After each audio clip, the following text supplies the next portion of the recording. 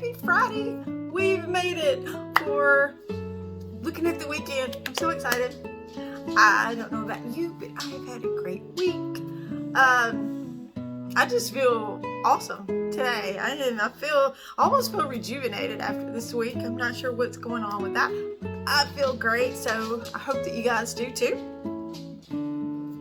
Today, the subject I want to talk about is very deep, literally and figuratively.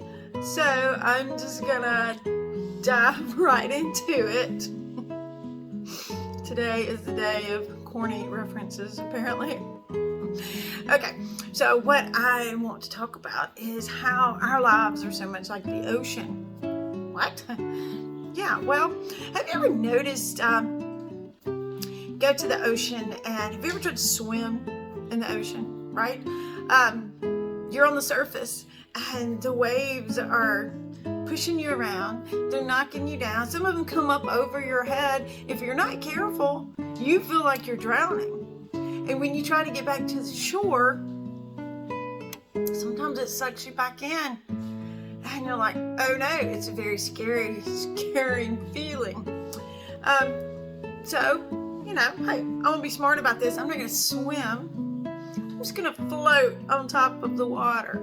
So you get to float and you think, hey, this will be fun. I'll just ride the waves. It's just going to be fun. I'm not going to drown. I'm not going to get in too deep. And you close your eyes to relax for just a second. And what happens? You open your eyes, and all of a sudden, the waves and the current have carried you so far down the beach that when you look up, you don't recognize anything. You don't recognize the people there. And when you try to find your friends and your family, you look, and they are so far down there. Sometimes you can't even see them. Sometimes they look like they're that big. Sometimes it looks like I'll never make my way back. And this represents how the world is today. The world is so tumultuous on the top. It's the surface. It just seems so difficult. It seems like it's going to suck you in and drown you. If you're not careful, you think you're just going to wade in a little bit and get your feet wet. Next thing you know, you're up to your knees. Next thing you know, the waves are over your head. And you're in so deep, you can't get back out. When you try to get back to safety, the world sucks you back in. It's the way sin is, and the things of the world. When you think you're just going to be right here, you're just going to stay right here in your little area, and all you do is blink. And you realize that you no longer recognize where you're at. You no longer recognize the people around you. Recognize yourself sometimes. And when you try to find the familiar things that you long for, the people that you love, you look and they're so far away. Sometimes you feel like you can't even get back to them. This is the way sin does our lives. It causes division with our family and our friends till we feel like we can't get back to them.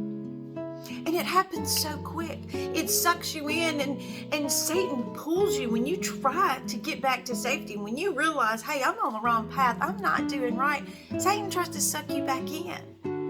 And if you're not careful, those waves will come over your head and you will drown. How do you stop this from happening? Well, have you ever noticed the deeper you get in the ocean, the calmer it is? So when you get deep in God's Word, this is where your stability is. This is where the calm is. This is where your life suddenly can be still. But you have to get deep. The deeper you get into His Word, the calmer it is.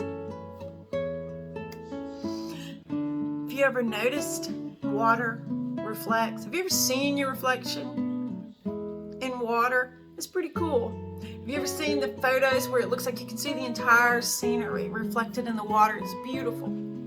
So when God looks down from heaven and He looks at the earth,